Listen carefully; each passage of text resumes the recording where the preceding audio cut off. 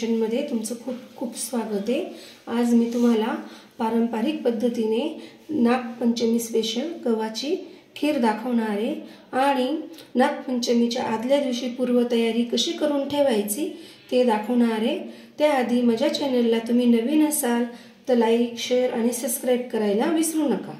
आजच्या खीरीसाठी आपण इथे 1 वाटी गहू घेतले, 1 वाटी गूळ घेतलाय। जेवढे गहू तेवढाच गूळ घ्यायचा आहे आणि इथे अर्धी वाटी खोबऱ्याचा किस मी किसून घेतलेला आहे। इथे जायफळ, वेलदोडे असं कुटून घेतलेले आहे आणि ते चमचामध्ये ठेवून घेतले, बघू शकता। पाण्यात टाकून स्वच्छ धुवून घ्यायचे। आपल्याला 1 ते 2 मिनिटांसाठी गहू पाण्यातच राहू द्यायचे आणि ते स्वच्छ धुवून निथळायला ठेवायचे। ते 2 मिनिटं झाले आणि गहू आपल्याला आता ह्या चाळणीत काढून घ्यायचे, म्हणजे थोडं पाणी निथळून जाईल। गहू निथळून झाले, आता आपल्याला कपड्यावर पसरवून घ्यायचे। हलक्या अशा हाताने पसरवून घ्यायचे आणि वरवर असे ते कोरडे करून घ्यायचे। तुम्ही बिना पाण्याचे, बिना धुण्याचे सुद्धा गहू तुम्ही मिक्सरमधून दळू शकतात, पण त्यावरचे टरफल निघत नाही किंवा कोंडा निघत नाही त्यातला व्यवस्थित, म्हणून आपण 1 ते 2 मिनिटांसाठी ह्या गव्हांना आपण पाण्यामध्ये टाकून ठेवलं होतं, त्यामुळे पूर्णपणे कोंडा व्यवस्थित निघून जातो।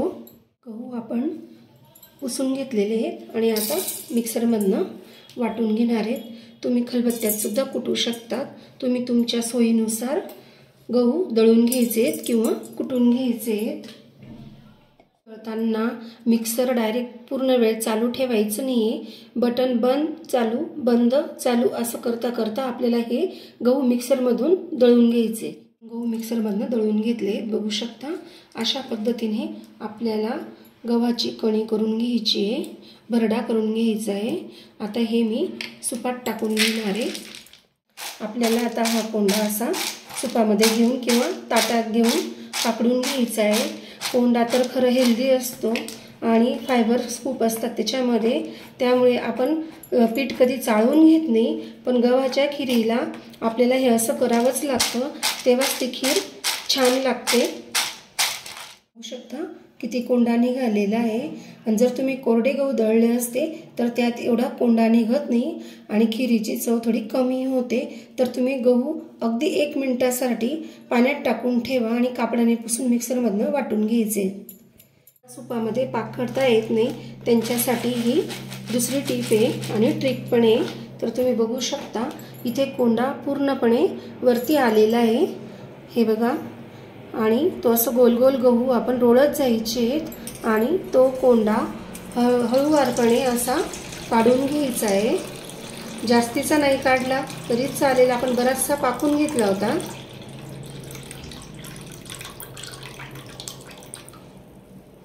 यासाठी आपण गॅसवर कुकर ठेवला आहे।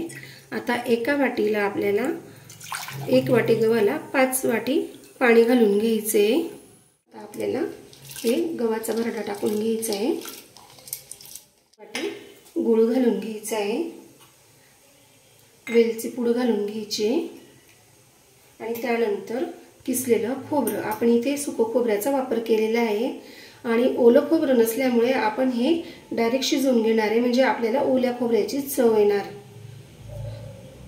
मीठ घालून घ्यायचे।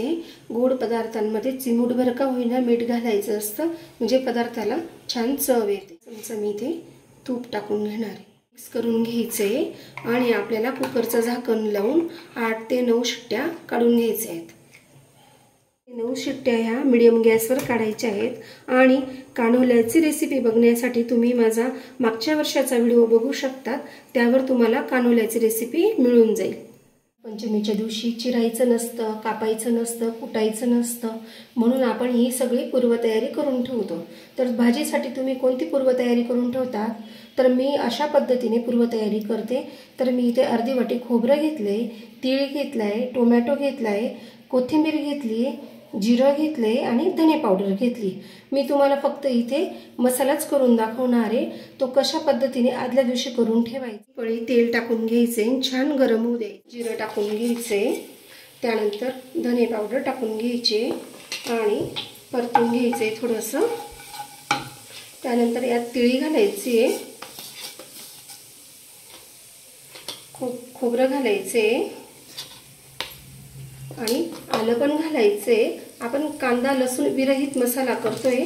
तुम्हाला जर कांदा लसूण चालत असेल तर तुम्ही यात कांदा लसूण सुद्धा टाकू शकता। यात कोथिंबीर घालायची आणि टोमॅटो घालायचा आणि 2 ते 5 मिनिटांसाठी हा मसाला आपल्याला झाकण लावून शिजवून घ्यायचा आहे। 5 मिनिटं झाले, आपल्याला हा मसाला गार करून मिक्सरमधून वाटून घ्यायचा आहे।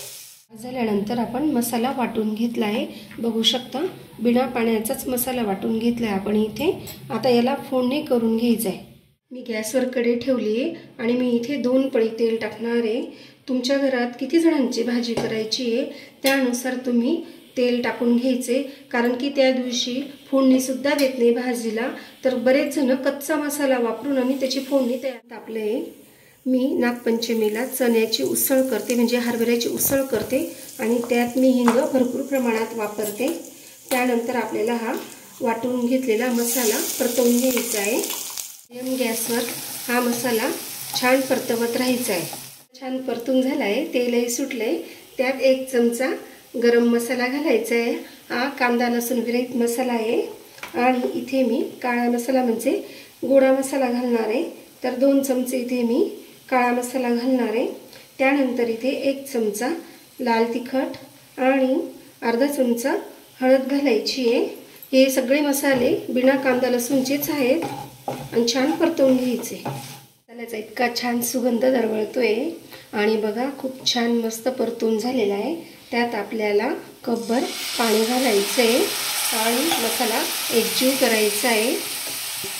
आणि इथे कोथिंबीर सुद्धा आपण आदल्याच दिवशी टाकून घ्यायची, तुम्हाला दुसऱ्या दिवशी कोथिंबीर चिरता येणार नाही। हे बघा छान एकजीव करून घ्यायचं। आचेवर आपल्याला 2 मिनिटांसाठी मसाला छान शिजवून घ्यायचा आहे। बघू शकतात आपण 9 शिट्ट्या घेतल्या आहेत गव्हाची कणी शिजवण्यासाठी, तर इथे 9 शिट्ट्या घेऊन झाल्या आहेत आणि छान असा गहू आपला शिजला आहे। हे बघा पूर्णपणे गव्हाचे दाणे शिजले आहेत। आता आपल्याला गार करून घ्यायचे आहे।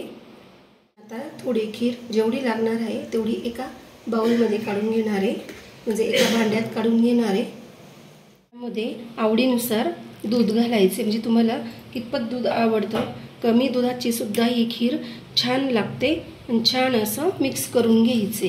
तुम्ही ही खीर दूध न घालता शिजवून आणि फ्रीजमध्ये सुद्धा ठेवू शकता। उसळसाठी मसाला तयार झालेला आहे आणि इथे खीरवर मी साजूक तूपही टाकून घेतलेले आहे। आजची रेसिपी कशी वाटली ते मला कमेंट्स करून नक्की सांगा आणि पुढचा व्हिडिओ बघण्यासाठी तुम्ही चॅनलला सबस्क्राईब करा आणि माझा व्हिडिओ बघितल्याबद्दल तुम्हा सगळ्यांना थँक्यू।